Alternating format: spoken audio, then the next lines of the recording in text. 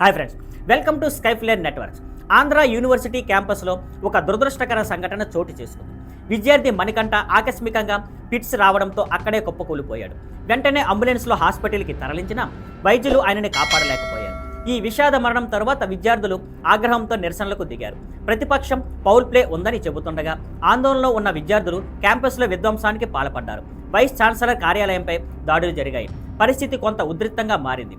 ఈ సందర్భంలో ఐటీ మంత్రి నారా లోకేష్ అసెంబ్లీలో స్పందించారు. ఆయన స్పష్టం చేస్తూ, మణికంఠ మరణం చాలా బాధాకరం, మాకు కూడా చాలా బాధ కలిగించింది. కానీ అందుకు విద్యార్థులు హింసాత్మకంగా ప్రవర్తించడం సరైంది కాదు.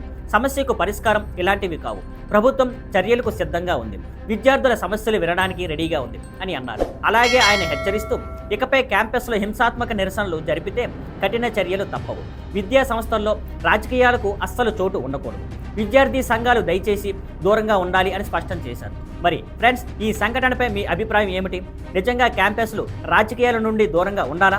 కామెంట్స్లో చెప్పండి. See on Skyflare Networks. Thank you for watching. Please like, share and subscribe.